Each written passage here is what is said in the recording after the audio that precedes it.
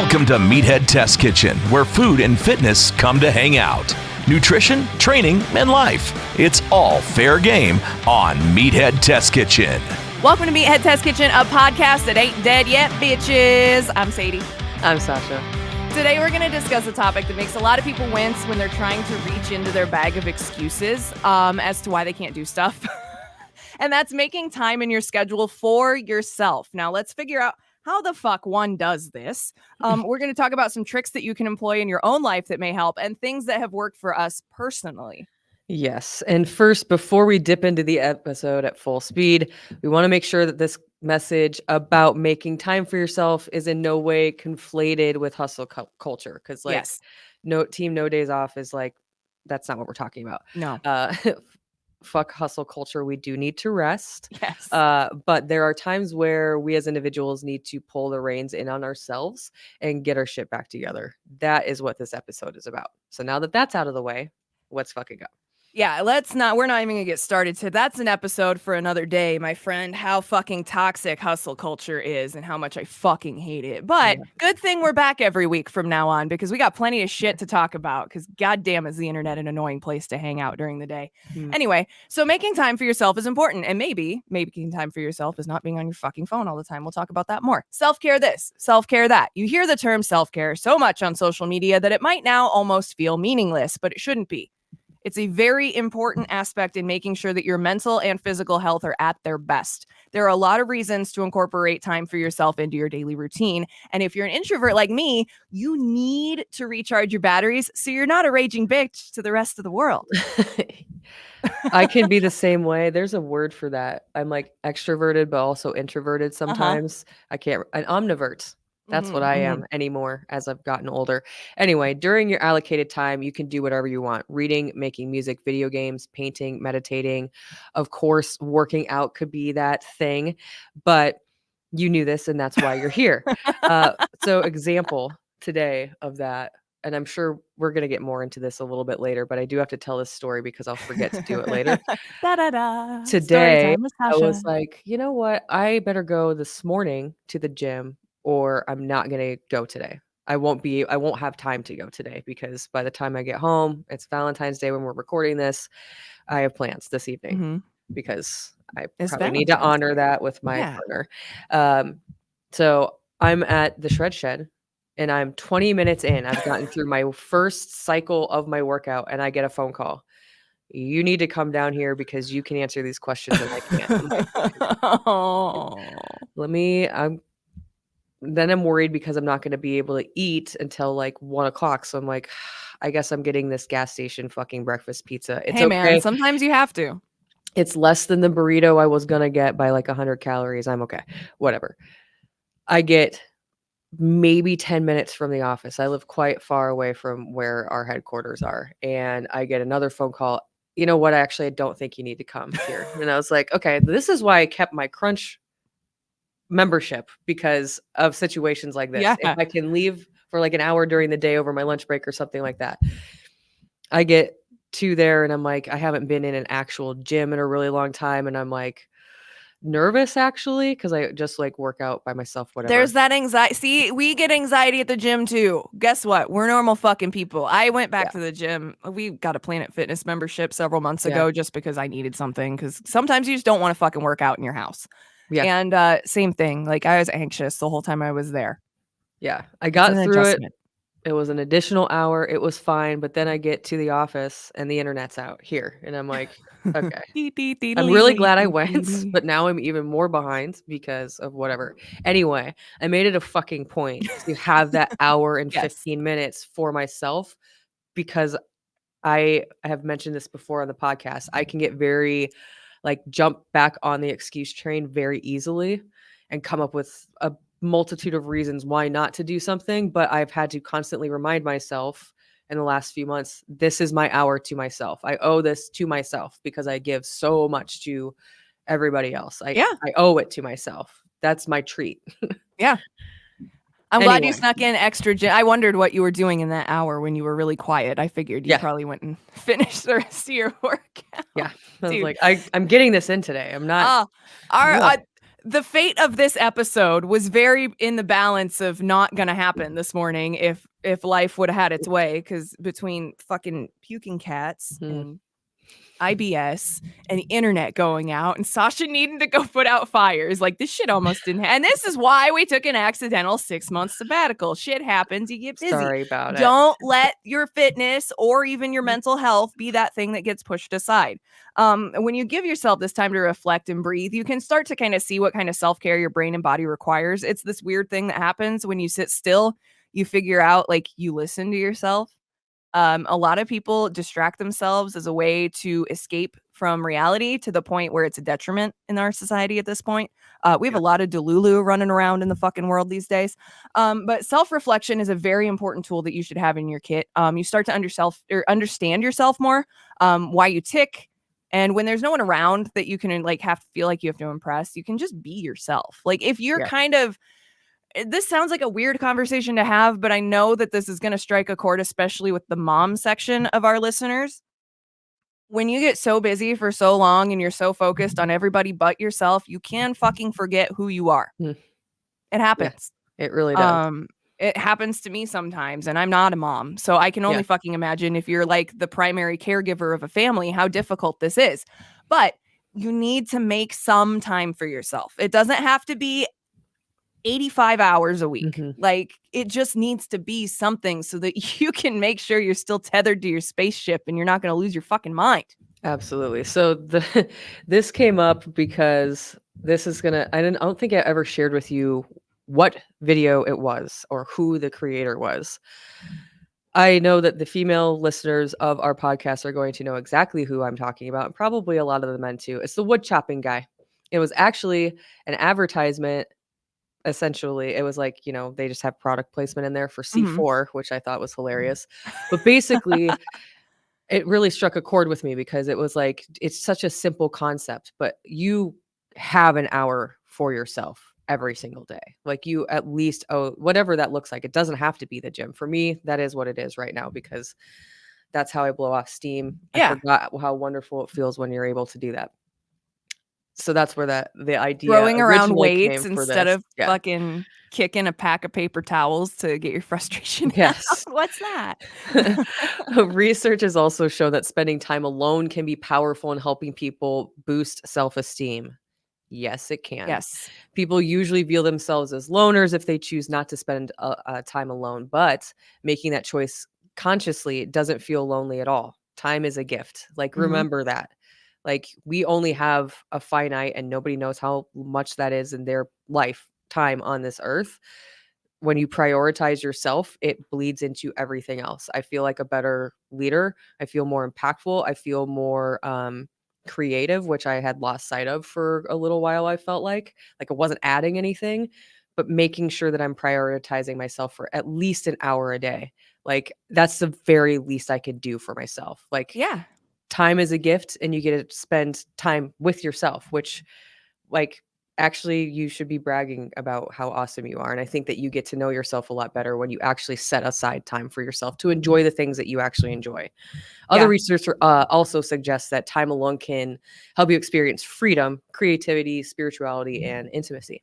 Again, because you get time to think. Like this magic thing happens when you get to think. I mean, some people don't think, and that's a problem in and of itself that I'm not even going to fucking touch on today. But like the quiet alone time is Sadie thinky time at my house. Like I do all my best creative work after my husband goes to bed. I fed the cats. They're taking whatever nap before they decide to get the 4 a.m. zoomies and terrorize our house. That is me time. That's time where if I want to fucking play Destiny mindlessly for 4 hours until I fall asleep, I'll do that. If I have a podcast episode to work on, cool. If I'm reading a book, it doesn't have to be the same thing every time. And mine just happens to be at like 2 a.m. because, well, I am a neurodivergent night owl. But it happens. As long as you get your time in, that's what fucking matters. That's all that matters. And it can be difficult depending on how much your executive function works. Hello, ADHD and autism speaking. I don't fucking know. You guys function out there? What's it like to have a good executive function that actually works? Because I can't relate. Like I get analysis paralysis standing in my kitchen trying to decide if I want to get a cup of water or a cup of juice. But this can be hard if you have shitty executive function like myself. I pulled this list from an article pretty much verbatim because the list was so good we didn't think it needed any changes. Links as always are in the show notes on the website as soon as I remember to post them. But it's a list from a blog post. The full blog post is in the show notes, but it's really good and it's 10 things to help you better allocate time for yourself. Exactly. Number 1, express your needs. It is not anyone else's job. And if you need a Kickstarter on reminding yourself that it's not anyone else's job for your responsibilities to yourself, we did an episode on that. It's no one else's job to guess what you need either. So if you're in dire need of free time alone for your mental health, it's important to say that. I actually had this, it wasn't a problem, but I needed to say it out loud to further validate myself and express out loud that I needed that. It's never, ever, ever been a problem for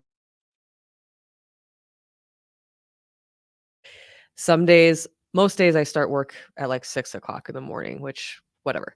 But I try to leave now at 4 if the back half of my day, I know that I can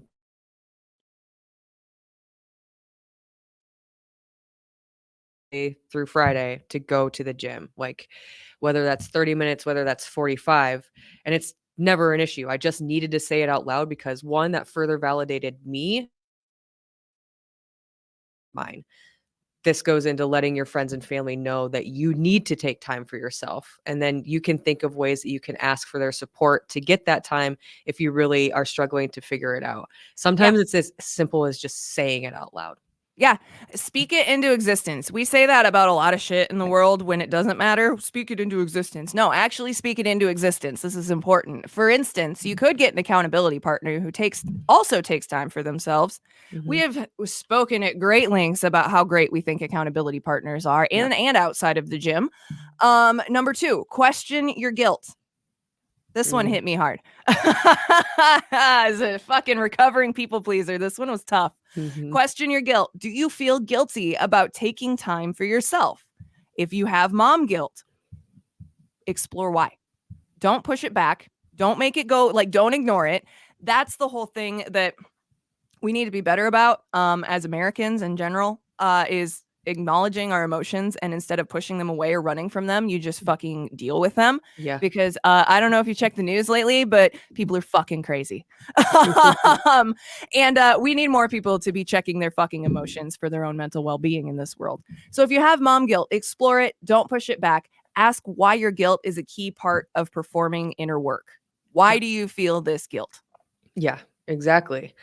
Asking yourself why you feel guilty for taking a little time for yourself forces you to, and not just taking the time for yourself and acknowledging that you need that, like that can be a huge step for people. But then when you feel that guilt, you got to address why. Yeah, there's an underlying thing there, and whether that's talking it out with a friend over some coffee or whatever that looks like for you, if you need to explore that topic with a therapist, like there are a multitude of assets out there that are available to you, but you got to address that. It makes things so much easier in the long run because you can then acknowledge why that is and then start repairing that within yourself. Yep. You can also journal about it for real. Write down every reason behind the guilt and then dig deeper and ask yourself whether those reasons are actually true. Because a lot of times we'll say shit to ourselves. We've also done an episode on this. That self-talk is incredibly empowering, but can also be incredibly hurtful to future goals and growth in general. Yeah. It just depends on how you're framing your self-talk. How you speak to yourself is so fucking important. So, for example, let's say you feel guilty because your family needs you. Now, while this may be true that your family does need you, will time for yourself truly prevent you from sustaining that need? Will it? No. Probably not. Probably not. I mean, I know some people are super, super, super, super busy and they're like, no, I absolutely do not have time. Then make that hour 15 minutes. The point is to make time for yourself. Yep. So I don't know if this will make sense to everybody, but this is how I theorized this hour to myself. I had to go through what I was doing when I got home. How was I allocating my time to myself before? rotting in bed scrolling on TikTok. If I have an hour to do that, I can go to the fucking gym. Right. Like, let's be serious. Everybody needs that. And I'm not shitting on that because I do that quite often. Like, rotting is my favorite thing on earth. But I have a great quote. I'm going to circle back to rotting after you tell the story. Okay. So remind me, please. So I just had to, especially during the week, like I just need to prioritize that before I get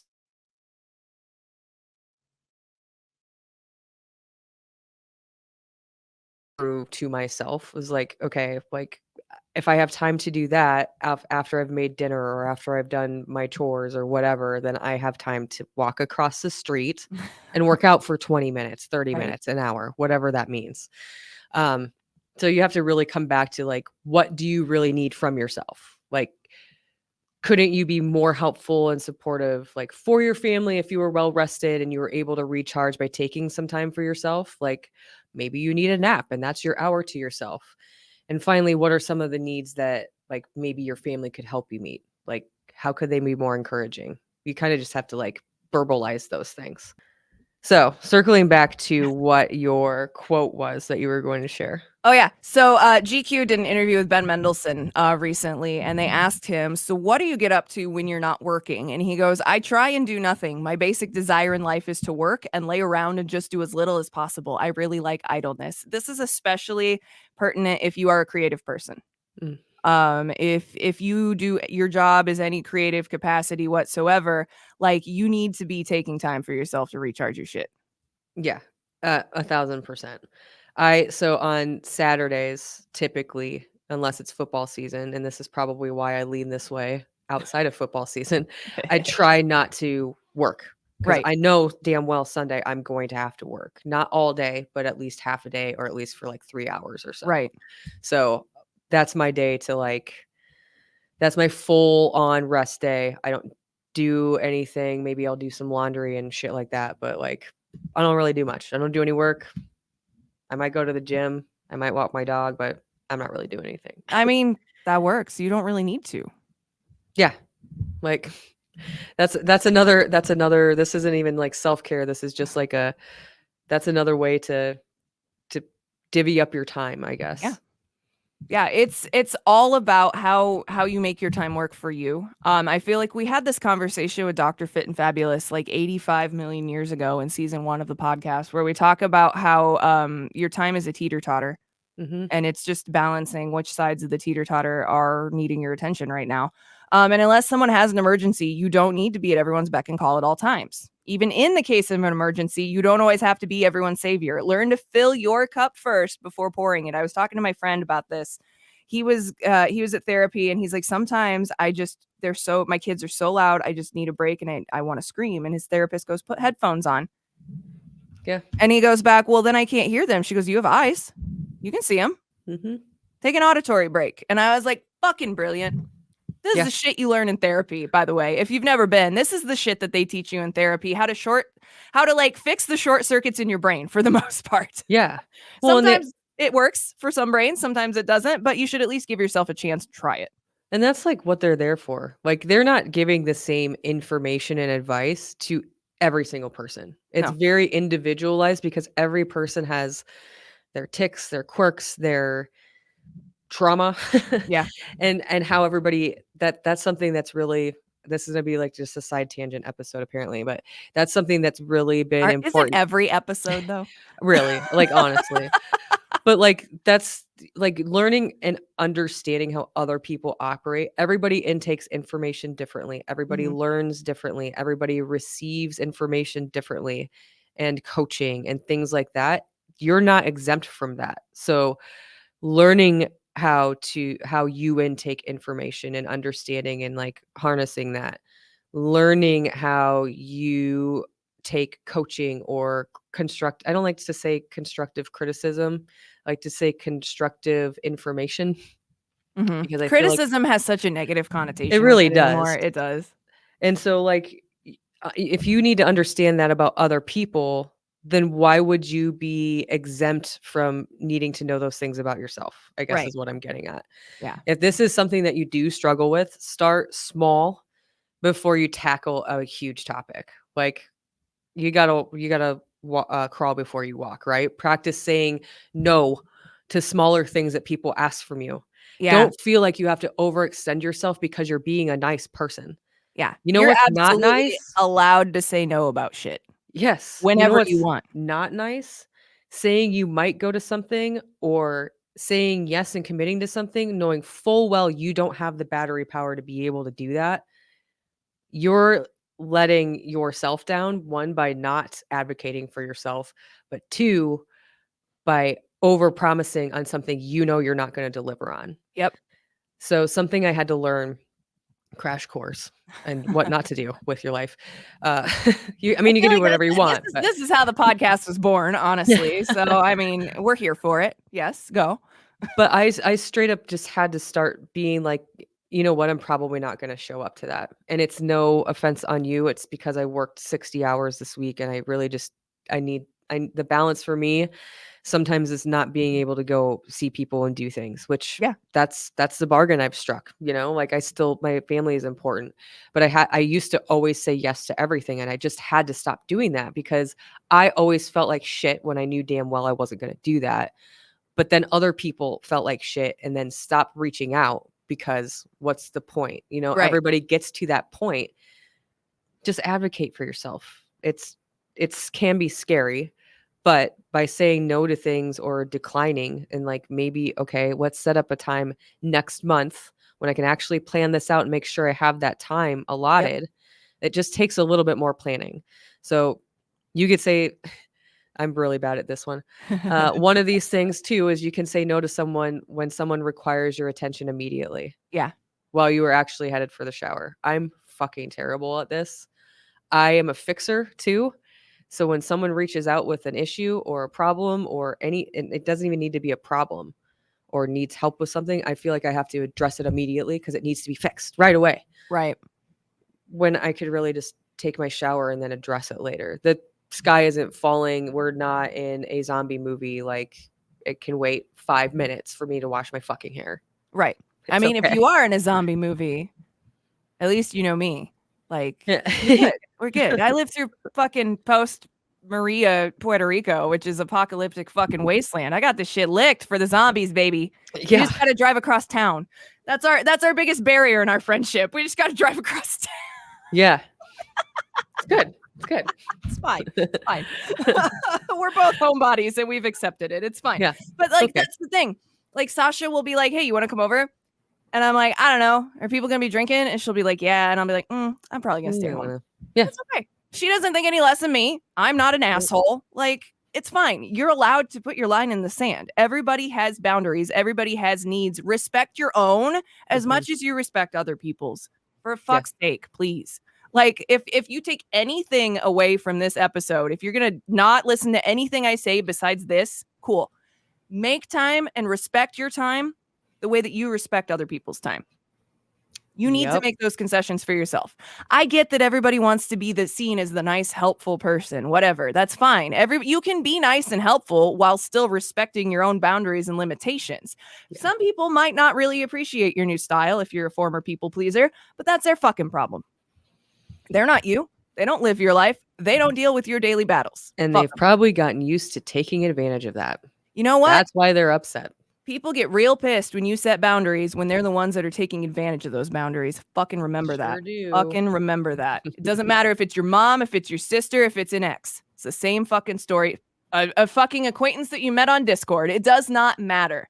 People that hate boundaries will be pissed when you set one.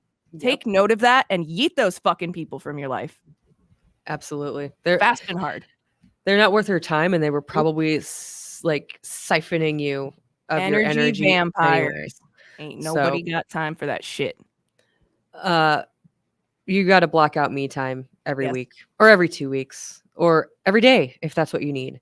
If you've got children, a partner, other crucial responsibilities, you have to prioritize claiming a block of time every week to have time for yourself away from that everyday stuff. It will help keep you sane. Yes. It will restore your battery. Yes. And we're not even, we're using the fitness angle. Yeah, you might want to use that hour a day to work out if that's what you have time for. But if you have 15 minutes to just do some breathing exercises, listen to some brown noise and chill, fucking go. That's All right. perfect. Yeah. Like, your partner should do the same though. So if you're blocking out me time, this is where the accountability buddy happens. And this is perfect because this is one that's right in your house. So every caretaker should have undisputed time for themselves so that they can recharge and come back fresh. This counts for the moms, this counts for the dads, this counts for the theys that have kids. I don't care who you are, what gender role you are in your fucking relationship. You need to take a break for yourself. Yep. Like, uncompromisable. Like, period. Yeah. It's not possible to get this time for yourself every week, then that's fine. Try every 2 weeks instead. Alternate weeks with your partner or with the other people that you're sharing responsibility with. So Wednesday evenings could be me night, and that could be me night for you, or it could be me night for your partner. It could be me night for you both. Yeah. Just depends on what your setup looks like. Yep. We have, and there's nothing wrong with having the same week over and over again. No.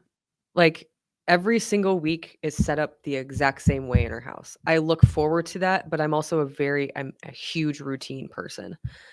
Mondays, we watch a movie. Tuesdays, we play hockey. Wednesday, we go out with our friends. Thursday, we watch a movie. We watch a lot of movies. Friday, he plays thumb hockey. I watch Dateline.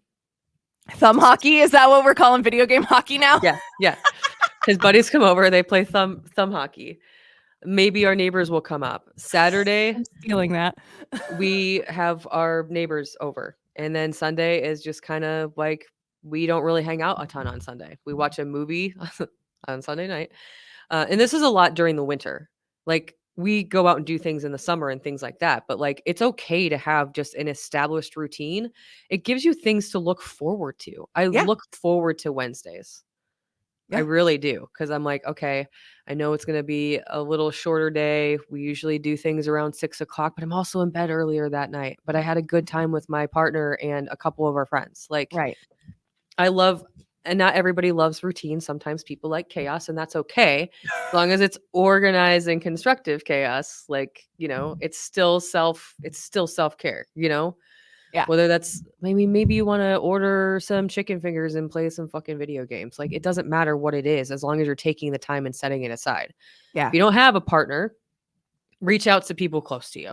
Yeah. These people can be friends, family. Maybe you could go to a cat cafe. I don't know, like whatever. Ooh, those are the best. Like whatever suits your fancy, like going out, hanging out with some cats at a bar and drinking, or like a cat bar, drinking some coffee. Doesn't matter. At least you're doing something for yourself that you enjoy with people that you enjoy. And it doesn't even have to be someone in your face-to-face, like, daily contact. It can be an internet friend. Like, I have, fuck, dude, my gaming friends are my second family. Like, I hang out with them all the time. Like, they hear all the stupid stories I tell you. So, like, it doesn't matter who it is or what role they hold in your life. Like, just make sure that you have a point person that you can lean on when shit gets hard. And that doesn't have to be in a romantic situation. Like, that can be a platonic situation. Like, fuck, I mean, how many friends do we have in our circles that, like, we see them put up a fucking tweet or an Instagram that makes you kind of raise an eyebrow, and like, everybody's like, okay, are you okay? You good? I know I haven't talked to you in like 6 weeks. I'm still alive too, but are you okay? Like, you need those people. Absolutely. And as someone that has a very long history of pushing people away and being hyper independent as survival tactics to make it to the point in my life where I've been this far, like, when that is your MO, it is very difficult to defuse that. It is really hard to let yourself trust people again. It's really hard to let people in on your life. It's really fucking scary to be vulnerable with people, even though you know they've got your back and would fucking throw and take a punch for you. Like, that shit's hard. It's difficult and it can be scary. But what do we know? We can do hard things. Yes, we can. Yes, we fucking can. That includes setting boundaries at work. Oh, God. Work boundaries are so important. They are, and I'm personally very bad at this, but I'm very good at creating them for other people. Your employer is important to you since they provide you with a job, but you are just as important to them, if not more. I mean, that's what makes you a good manager, first. Second, this is something we need to work on. I know. I found myself on the side of TikTok where it's millennial leaders or Oh, yeah. directors or whatever. If you don't know and you're new here or something, I'm the sports director for a local sports media company in Omaha. Hurrdat Sports. The one, Check 'em out. that corner, over Yeah, there, over there. And I came across one that was just like, I don't care if you're going to be late. I just need to know that you're going to be late. I don't Yeah. need it. I don't need to know why. It's none of my business. Shit happens all the time. I'm not going to, as long as I know what's going on, I Yeah. don't care. Yeah. I don't need you to ask permission to take time off unless it's March, which is very busy. I do need you to ask. But it's There are exceptions. there are, but I also feel like this is dumb. I don't even want to include this in the podcast. Sometimes I feel like I shouldn't take time off, not because they couldn't handle it without me, but because I so much love being a part of everything that we're doing that I Yeah. don't want to miss out. Like I get FOMO when I take a couple days off. I'm like, oh man, everything looks so awesome. Thank you guys. But that's why you hired them, because they Right. are awesome and they do good shit. Like setting boundaries at work, that's been, dude, it's so hard as a broadcaster to set boundaries in your job. It is. It really is. Everything's changing all the time and there's always something happening. It's even more pressing now than it used to be because we love to hate the internet. But I mean, it gives us so much good shit. But at the same time, if you're a media personality, you have to be ready to fucking roll 25/8, 366. Yeah. Like, you never know. I don't envy news people.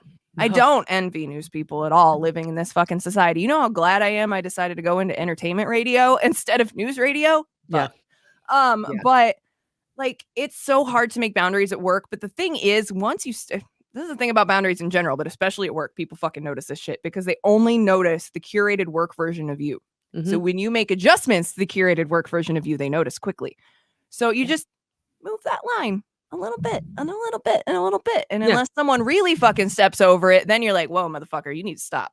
However, you need to set those boundaries. This is a conversation that I have with one of my colleagues at work who is in her 60s.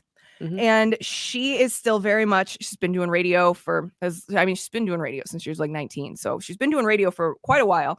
And she is still very much, you can tell she's still kind of locked into the old school radio mindset of I need to be here for anything, no matter what. And I'm like, girl, we got studios in our houses. Let's go home and beat traffic. Yeah. Yeah. Like, I'm that coworker. I am finally, like, they brought me in and I'm the young one in the building. So I'm like making everybody lax by association. Yeah. But it's good. Like, you need that shit to have a healthy culture in your workplace. Oh my God. And for yourself. Somebody asked this the other day. And like, to some people, this may come off as like, I'm not giving anybody a pass. Like, everybody works very hard here. Like incredibly hard. And I think I've hung out there. Everybody's fucking running constantly.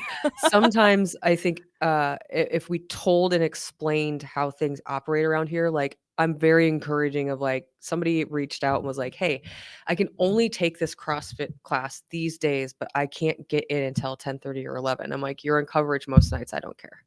That's fine. Like, thank you for letting me know. Or I'm like, you're going to work this weekend. Like maybe you have Thursday, Friday, Saturday coverage just because it happens to be a hectic week. If you need to take off the front half of the week to compensate for that so you have time for yourself, just let me know. Yeah. You want to work from home because you need to get caught up on stuff, just let me know. I just need to know. That's encouraging. Like, setting boundaries is also something that like just needs to be a part of the workplace. Like, I had again, tangent. I had a gal that like started with one, right? Yes. I had a gal that started, but it does go along with the boundaries thing. That started with us in the very, very, very beginning. And she came to me after we covered an event in the summer. This is the summer before last. So I guess 2 years ago, a year and a half ago, whatever. And she was crying and she was like, I don't want to have this conversation, but I don't like sports. I'm not having a good time. And I just gave her a hug and I'm like, you know what? You are such an asset to this company as a whole. Like, we will find something that you enjoy doing. Yeah. Sports is not for everyone. It's a lot of nights. It's a lot of weekends. It's a lot of like, you have to really love sports to cover sports. Do you like sports or do you love them? Because there is a difference. I learned this in college that I like sports. Yes.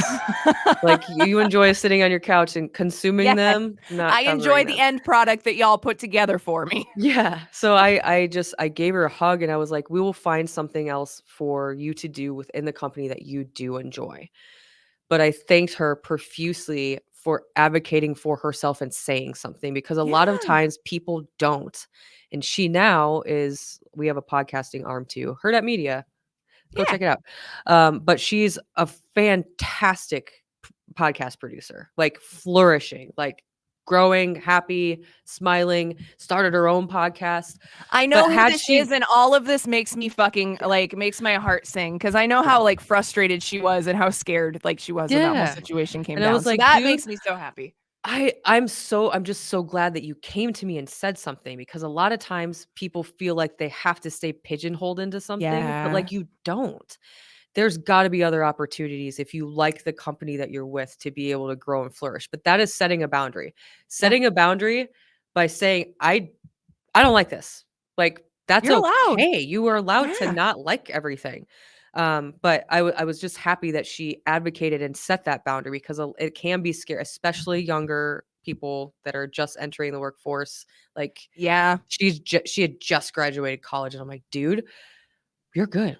Like, you're good. We'll figure something out for you. I just want you to be happy when you walk in this building.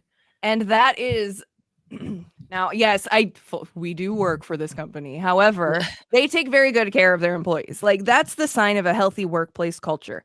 If you don't have room for a conversation with your boss at your job, then maybe it's time to start looking for a new job. Just saying. Like, if they don't allow you to have like autonomy or opinions, like, that's a bad sign. That's a red flag. Absolutely. Yeah.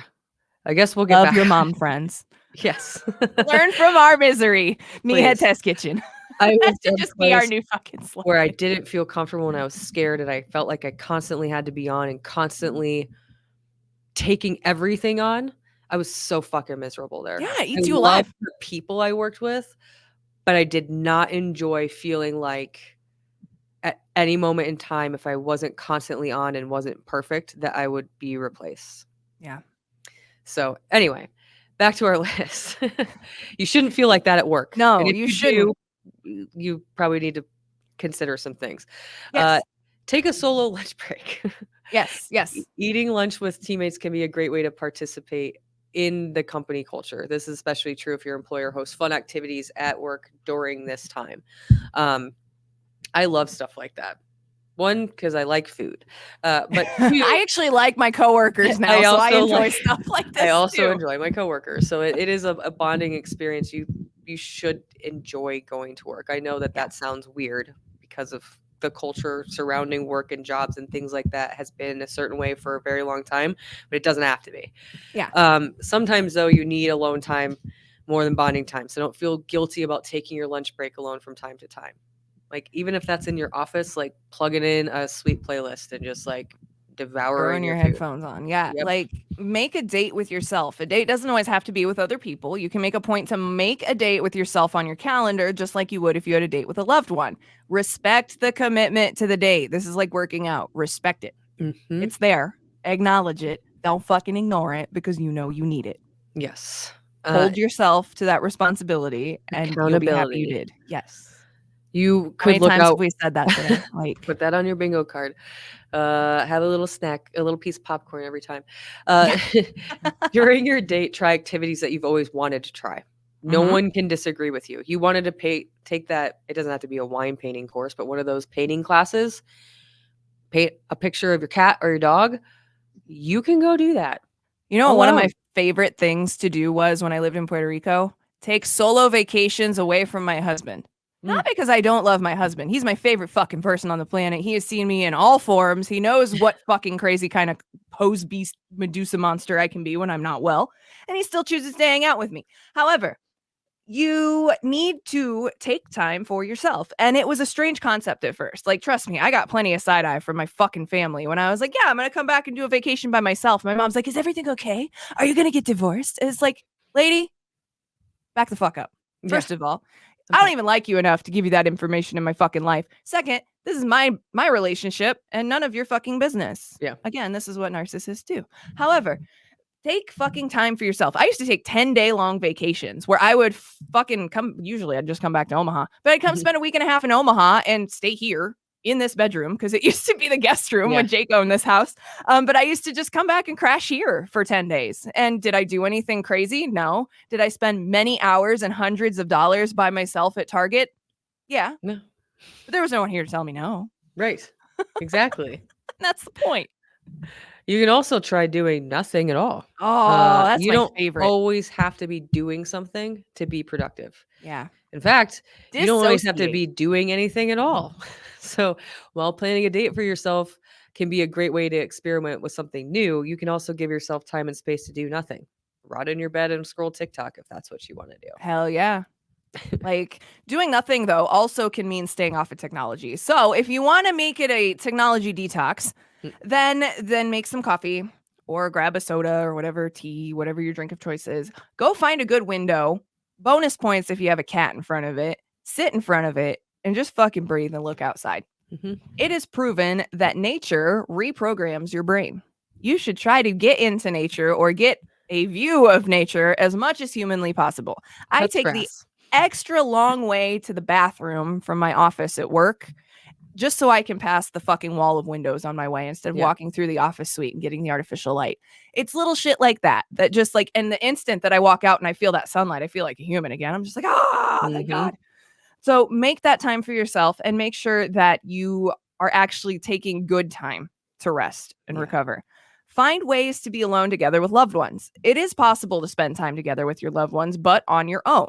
So this way, everyone can be alone, but still feel surrounded by those that they love. Now, what the fuck does this mean? Maybe you've heard the term parallel play before, when it talks about two little kids that are in the same room, sitting next to each other, not having a conversation, coloring in two entirely different coloring books, but sharing the same crayons. Yeah. Parallel play.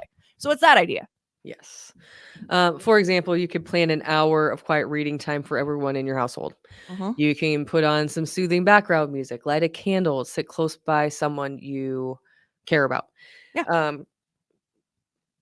Sometimes it's literally just as simple as grabbing a book, and that's what you decide to do with your partner. Yeah, the kids have reading homework. Cool. Go pour a glass of whatever, grab your book and pop in your headphones. Like, just go zone out. People need to be better at disassociating. Like, yes. This sounds so fucked. It sounds so fucked because dissociation sometimes is not a good thing. My brain goes in and out of it at will. But some people need to be better at it. You need to fucking unplug your brain sometimes. We live in a culture that we are bombarded with information every waking moment and while we're sleeping. We wake up to a fucking avalanche of terrible shit that happened overnight when we check our phones every day. Like, that takes a mental toll on us. We don't realize it because it's happening every day, but this is what's desensitizing us to all the fucking violence that's happening in the world around us. This is what's slowly making us go crazy. And this is why you need to do something about it. Yes. And last but not least, of course, you knew we were going to get to this. Implement an exercise routine. Find a form of physical exercise that you enjoy. And we've gone fucking 85 million different ways about this. So you know this, but this can be a great way to spend time with yourself. And that exercise routine can greatly improve your physical health and well-being. And we talk about that all the time. So this is nothing you don't already know if you're not new here. No. And sometimes I always say the goalpost move. So I used to be a get up at 4 a.m, do your shit, like you're ready for the day, rah, rah, rah. You were worked out and had breakfast and at work by the time like most people would even wake up and think about making coffee. Yes. Like literally I was like up at sometimes 3:30, sometimes 4, done with my workout, ready to go, had already eaten breakfast, had prepped my food for the day, all of that. Sometimes those goalposts move, and it's not even that it's your goals, it's just how life evolves and continues to move with you. Now, if I want the balance, because I have to be working by 6:30 most mornings, I'm not getting up at 3 a.m.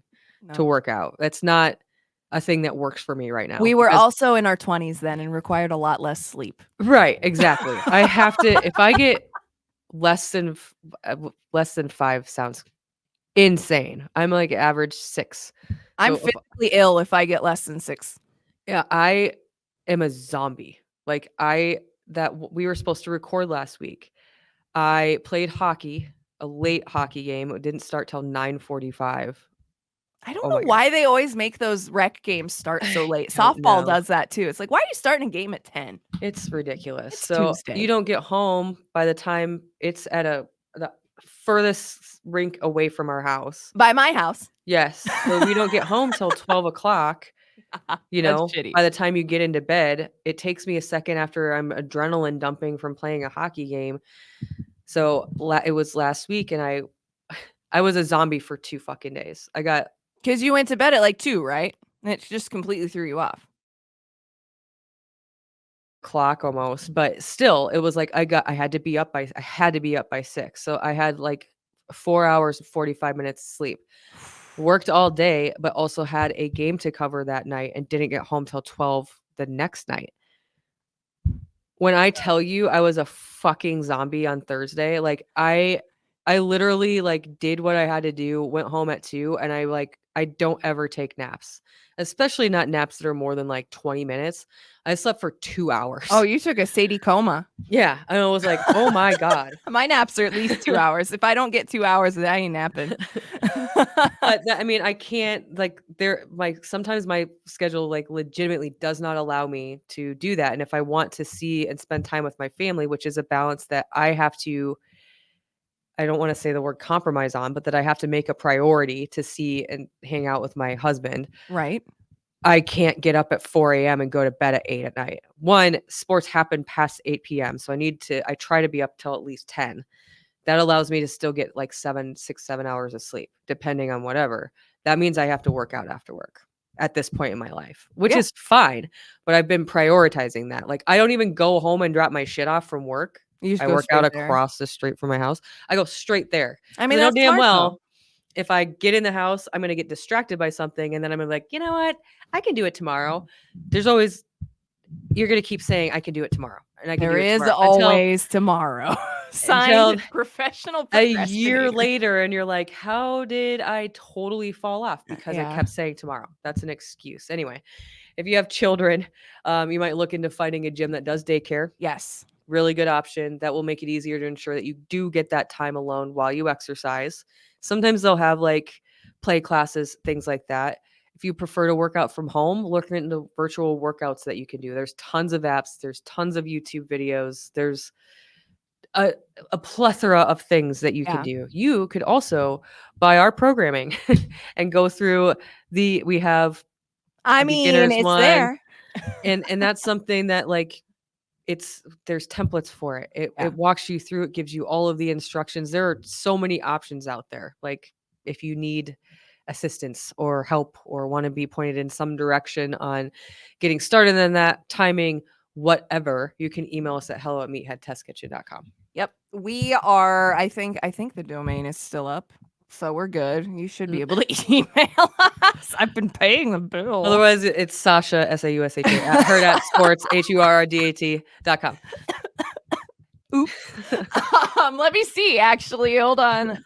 My clacky keyboard. I bought a mechanical keyboard. This is the worst idea for live broadcasting from my office. But oh nope, it's still there. Okay, cool. We're good. Yeah, you can email us. hello@meatheadtestkitchen.com. We're professionals. We are. So things that work for us. We're finally to the end of this fucking episode. We've made it. Yay. Hey, you survived. So things that work for us. So making time for myself. As much as I love to tell people how they should make their lives better, guess what? I'm a fucking human. And I don't always do the best for myself either. So this is a department that I could be doing better in personally. I have been doing better in it. The people that talk to me on a frequent basis are fully aware. I am a much happier and healthier person now than I was 12 months ago. Sasha and I had that conversation the other day, actually. She's like, you know what we were talking about 12 months ago? And I was like, I was probably talking about killing myself. And she's like, you sure were. It's like, this is why we stay. Because things get less shitty eventually. You just have to fucking stick around to see it through.